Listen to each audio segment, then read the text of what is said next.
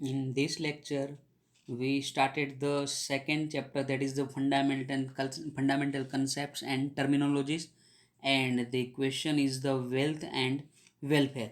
And in previous lecture, we completed the price and value goods and services, types of goods. The three question we already completed, and we revised the three question, that is the price and value. तो हमने यहाँ पे दिखा था कि जो आज price and value को हम ज़्यादातर क्या मानते हैं कि दोनों सिनोनिम्स ही है, लेकिन दोनों डिफरेंट है. और हमने दो व्यू पॉइंट से मुताबिक हमने उनको अलग अलग किए थे कि जो फर्स्ट थे that is the use value. तो हमें यहाँ पे पता है कि use value determine by the usefulness of commodity to consumer for our various needs. यानी अगर आप ज़्यादा यूज़ कोई भी गुड्स का है तो सर्विस का कमोडिटी कर रहे हो तो उनकी यूज वैल्यू क्या होगी, ज़्यादा. तो यहाँ पे हमने देखा था कि फूड एंड सनलाइट. तो वहाँ पे मीनिंग एक और भी था कि ज़रूरी नहीं है कि जो हम जिस जो प्रोडक्ट या तो जो कमोडिटी की यूज वैल्यू ज़्यादा है उनकी एक्सचेंज वैल्यू भी ज़्यादा ही हो, कम भी हो सकती है और ज़्यादा भी हो सकती है. एग्जाम्पल हमारे सामने की सनलाइट. एंड आगे की हम बात करें तो that is the exchange value. तो हमने यहाँ पे देखा था कि अगर आप 1 kg वीट दे रहे हो और सामने से 1 kg राइस आप ले रहे हो तो उनका मीनिंग क्या होगा कि 1 kg वीट की जो exchange value that is the 1 kg of rice, वो हमने वहाँ पे देखा था. नेक्स्ट की हम बात करें तो सेकेंड लेक्चर में हमने देखा था कि relationship between use value and exchange value. And then the next question that is the types of goods. And जो प्राइस की भी हमने बात की थी कि प्राइस में हमें पता है कि जो भी हम money as a form of monetary जो हम चार्ज करते हैं उनको हम बोलते हैं price. And then goods and service. तो हमें पता था कि goods that is the physical existence. Goods को क्या होगा कि फिजिकल एग्जिस्टेंस. एंड जो सर्विस है दैट इज़ द इनटेंजिबल और do not have a physical existence. यानी कि फिजिकल एग्जिस्टेंस नहीं होगा. सर्विस के अंदर हम कर सकते हैं एग्जाम्पल में एजुकेशन. आगे जो टाइप्स थे वहाँ पे first one that is the physical and intangible goods. जो हमने गुड्स एंड सर्विस के मीनिंग देखे वही आ गए यहाँ पे. Second that is the non economic goods and economic goods. तो हमें पता था कि नॉन इकोनॉमिक की जो गुड्स हम परचेस कर रहे हैं उनके लिए अगर हमें कोई प्राइस नहीं पे करनी पड़ रही है तो that is the non economic goods. And economic goods यानी कि हमें कोई अमाउंट या तो एक्सचेंज वैल्यू अगर पे करनी पड़ रही है तो इकोनॉमिक गुड्स. जो थर्ड था that is the durable goods and perishable. Durable यानी उनका यूज़ जो होगा वो लॉन्ग टर्म तक हम कर सकते हैं एंड रिपीटेडली हम यूज़ कर पाएंगे. और जो पेरिशेबल है उनका यूज़ लॉन्ग टर्म के लिए हम नहीं कर पाएंगे. एंड जो भी हम यूज़ कर रहे हैं that is the only one time single time. ये वन टाइम यूज़ कर पाएंगे उसके बाद वो थ्रो ही करना पड़ेगा. एंड जो फोर्थ टाइप था that is the private goods and public goods. तो हमने देखा था कि प्राइवेट गुड्स में किसके पास ओनरशिप होगी एज ए इंडिविजुअल. और एक्सक्लूडेबिलिटी का एक वहाँ पे कैरेक्टरिस्टिक्स था कि जब एक कोई भी समझो कि इंडिविजुअल वो प्रोडक्ट गुड्स यूज़ कर रहा है उसी टाइम दूसरा वो गुड्स यूज़ नहीं कर पाएगा. लेकिन जो पब्लिक गुड्स थे वहाँ पे ऐसा नहीं था. कि हमने देखा था कि गार्डन की बात कर रहे हैं म्यूनसिपैलिटी गार्डन तो पब्लिक गुड्स हम बोलते हैं कि जो पब्लिकली यूज़ कर सकते हैं. एंड जो fifth type that is the consumer goods and producer goods. तो हमें पता था कि कंज्यूमर जो गुड्स है वो हम डायरेक्टली यूज़ कर सकते हैं. जो प्रोड्यूसर गुड्स थे वो हम डायरेक्टली यूज़ नहीं कर पाते थे. वो प्रोडक्शन के अंदर जाते थे और वहाँ पे मैन्युफैक्चरिंग होके वो प्रोडक्ट हमारे पास आती थी. एंड जब इस लेक्चर की हम बात करें तो यहाँ पे जो हम क्वेश्चन देख रहे हैं that is the wealth and welfare. तो हम यहाँ पे देखें कि meaning and characteristics of wealth in the understanding of Alfred marshals idea. तो यहाँ पे जो आल्फ्रेड मार्शल्स का जो आइडिया था या तो उनके अकॉर्डिंग वेल्थ की डेफिनेशन क्या हो सकती है. Wealth is something which is useful. यहाँ पे हमें तीन वर्ड याद रखने पड़ेंगे कि that is the first is the useful, scarce and capable of getting exchange. यानी कि जो गुड्स या तो समझो कि वेल्थ हम उनको बोलेंगे कि जो यूजफुलनेस है, जिसकी स्केर्स है यानी कि शॉर्टेज होगी. And capable of getting exchange and can be on by somebody that is the wealth. तो यहाँ पे मीनिंग आप समझ रहे हो कि यूजफुल यानी कि वेल्थ का यूज़ होगा, स्केर्स यानी कि उनकी शॉर्टेज होगी। अगर हम एग्जाम्पल पे देखें कि सनलाइट, तो सनलाइट की कोई शॉर्टेज नहीं है, तो हमें वेल्थ उनको हम बोल सकते नहीं है। लेकिन जो स्केर्स हो and capable of getting exchange and can be own by somebody, that is the wealth.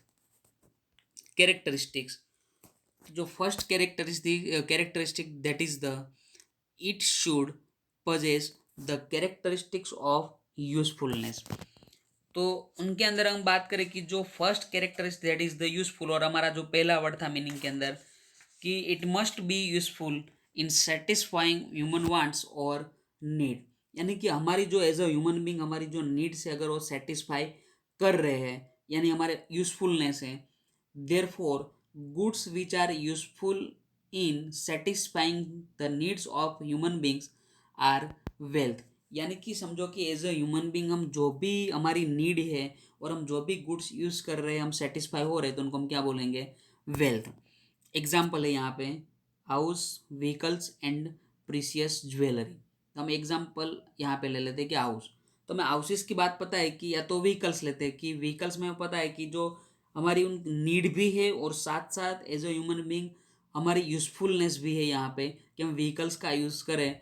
तो क्या हो गया यहाँ पे कि जो है ना फर्स्ट कैरेक्टरिस्टिक जो सेटिस्फाई हो रहा है that is the usefulness. Second that is the it should be scarce, यानी कि जो हमारा सेकेंड वर्ड्स था वहाँ पे मीनिंग के अंदर कि स्केर्स की हम बात करें तो जिसका स्केर्स होगा यानी शॉर्टेज रहेगी, those commodities which are scarce in supply in relation to their demands and possess exchange value besides being useful are called wealth। यानी कि जो commodity है उनकी अगर scarce हो तो उनको हम क्या बोलेंगे, that is the wealth। Demand है लेकिन सामने स्केर्स होगी तो हमको क्या बोलेंगे, that is the wealth. And goods which are useful but not scarce and do not have exchange value like sunlight and air. तो मैं दोनों एग्जांपल पता है कि जो सनलाइट एंड एयर है जिनका यूजफुलनेस है, जो हमने फर्स्ट कैरेक्टरिस्टिक देखा था, लेकिन दूसरे कैरेक्टरिस्टिक्स भी यहाँ पे अगर एक्सेप्ट हो रहे कि तो हम बोल सकते हैं कि वो वेल्थ हो गए।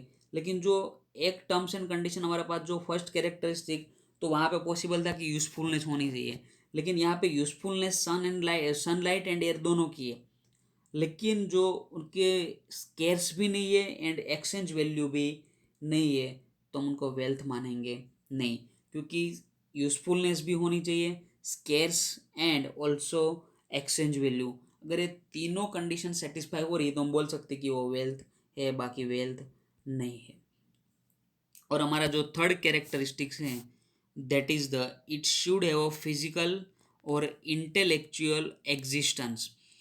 तो जो वेल्थ है उनका फिजिकल एग्जिस्टेंस होना अनिवार्य है। क्यों? क्योंकि हम पता है कि जो फिजिकल एग्जिस्टेंस नहीं होगा तो उनको हम वेल्थ बोल सकते नहीं है। Wealth should have an existence which can be exchange.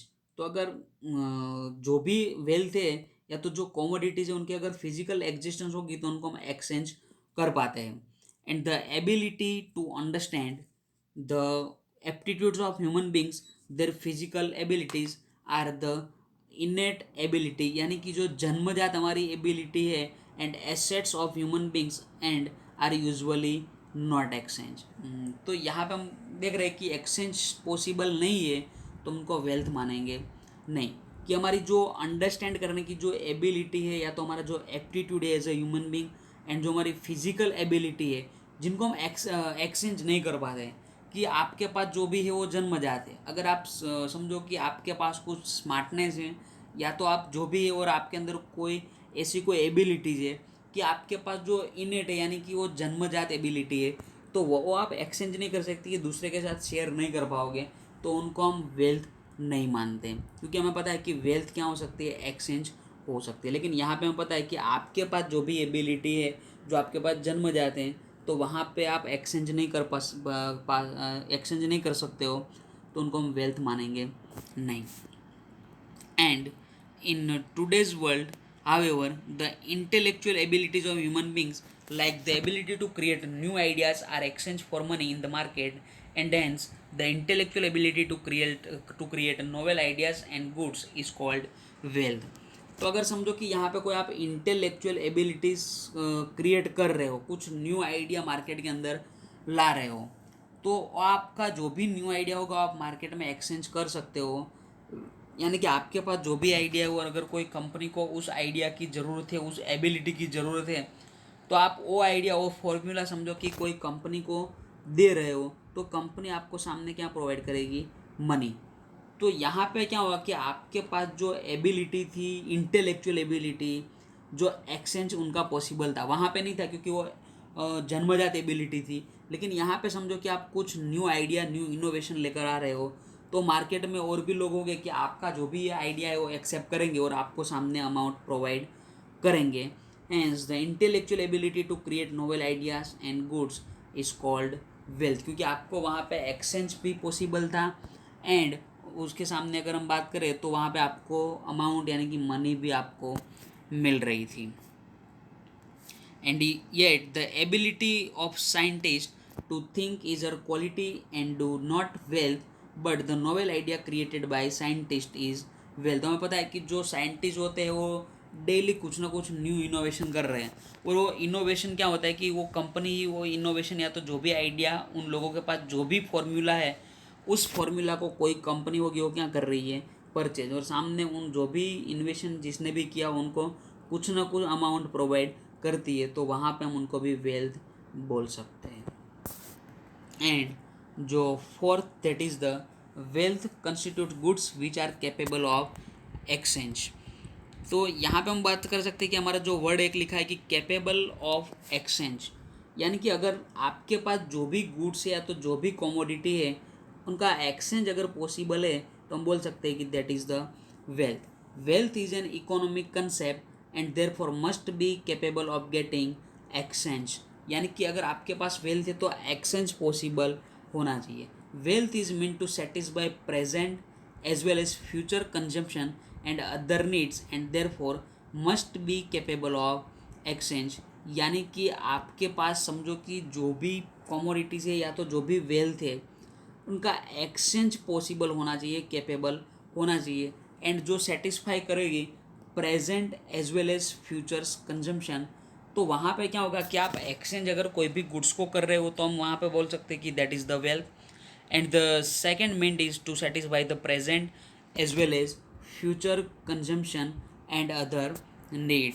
तो हम उनको भी क्या बोलेंगे? That is the wealth.